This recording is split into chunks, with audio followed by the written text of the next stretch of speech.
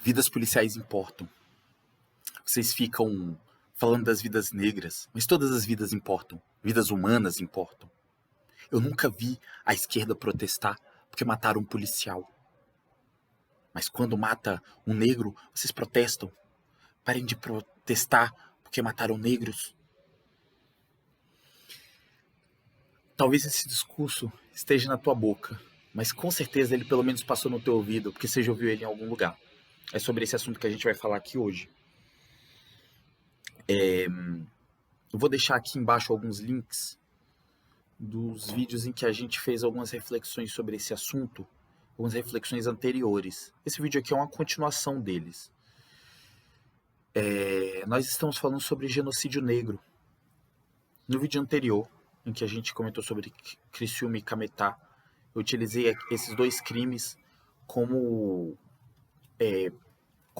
gatilho para uma discussão sobre o projeto genocida contra o povo negro.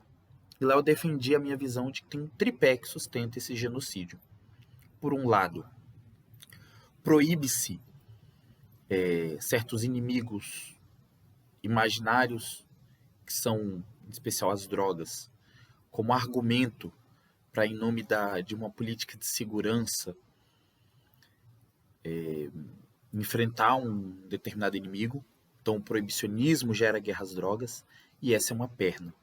Por outro lado, se produz uma lógica de encarceramento, que é voltada em especial para o povo negro e que mortifica, desumaniza o povo negro em manicômios, em prisões, em unidades socioeducativas. E uma terceira perna é a perna da militarização da vida, a perna bélica, que trava uma guerra contra o povo negro em nome da tal guerra às drogas, que é a perna da militarização e da lógica armamentista. Então você cria uma estrutura militar e você arma a sociedade para enfrentar esse inimigo. Essa é a lógica por trás do genocídio que a gente vive enquanto povo negro.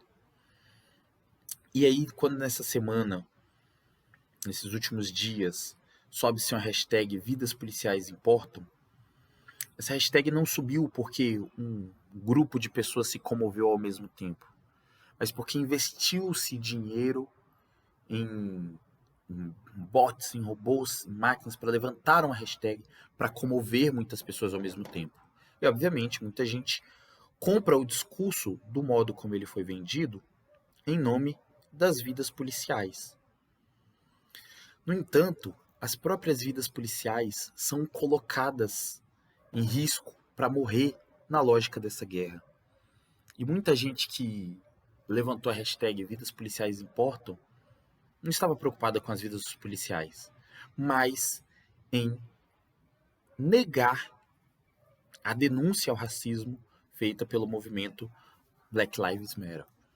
Então a ideia de que não se pode falar que vidas negras importam. Todas as vidas importam. Você não pode cobrar vidas particulares. No entanto, pode-se cobrar que se fale em particular das vidas policiais. Ou seja, se pode se falar das vidas policiais, por que vocês dizem que não pode falar das vidas negras? Aqui está o verdadeiro motivo desse discurso ter surgido. É negar qualquer movimento que diga que as vidas negras importam. A negação do racismo, como a gente falou alguns episódios atrás, e vou deixar esse vídeo aqui embaixo também, ela é um mecanismo fundamental para o processo genocida. Porque quando você nega a estrutura racista, você impede que se possa alterar essa estrutura. E se as pessoas acreditam que ela não existe, não andam os processos de mudança, de transformação para que essa estrutura deixe de existir. É essa a lógica por trás da negação do racismo, e dizer vidas policiais importam diz uma coisa querendo dizer outra. Usa-se o argumento de que se está defendendo as vidas policiais. Mas quando você conversa com qualquer pessoa que levanta essa hashtag e pergunta, e aí, você se preocupa com as vidas policiais? E o que você acha do fato de que a maioria dos policiais que morrem estão nos cargos mais baixos da hierarquia policial são negros? E que a minoria dos que sobem a hierarquia, para o nível dos oficiais, daqueles que correm menos risco de vida, que a minoria dos que sobem são negros, que a maioria deles são brancos. E eu cheguei a conversar com algumas pessoas esse dia que estavam defendendo essa hashtag lá no Twitter para experienciar qual era a opinião. E o que eles diziam era: quem entra na polícia sabe que vai correr o risco. O cara que estava dizendo que vidas negras importam, que ninguém se preocupa com as vidas negras, que a esquerda não faz nada pelo... Me solta uma dessas. Não, o cara escolheu, ele corre esse risco. E aí traz o argumento da meritocracia. Não, não existe racismo.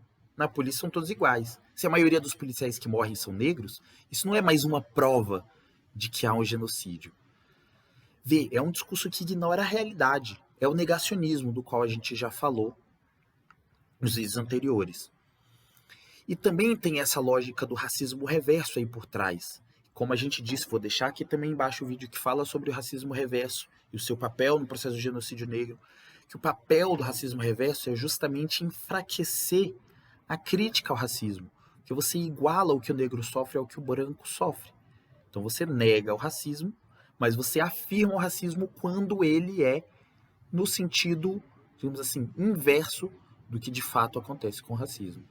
Porque quando o branco sofre qualquer coisa, aí a gente tem que chamar um alerta. Opa, olha o que está acontecendo aí. Vocês estão dizendo que vidas negras importam? Todas as vidas importam. É esse o discurso. O que a gente precisa entender aqui é que, de fato, toda essa engrenagem trata as vidas policiais como se elas não importassem. Os policiais são uma peça descartável nessa engrenagem do genocídio. O que não quer dizer que a corporação policial seja inocente no processo do genocídio. Muito pelo contrário. Ela é uma estrutura autofágica, no sentido de colocar seus membros para morrer, mas não todos. A estrutura se mantém preservada, aumentando cada vez mais uma estratégia de enfrentamento violento, de provocação a mais violências, uma estratégia que não consegue reduzir a violência, aumentar a segurança para a população, que mata cada vez mais e que faz com que os seus agentes morram cada vez mais. Então, por mais que o indivíduo policial seja cruel ou honesto, seja o bom ou o mau policial, não se trata disso. Essa estrutura coloca os seus para morrerem, de preferência os negros do seu efetivo, para que a ordem social que se estrutura com o capitalismo e supremacia da branquitude seja mantida. É disso que a gente está falando aqui nessa análise. A ordem precisa ser protegida a qualquer forma, mesmo que seja à custa das vidas de criminosos, de civis inocentes ou de policiais.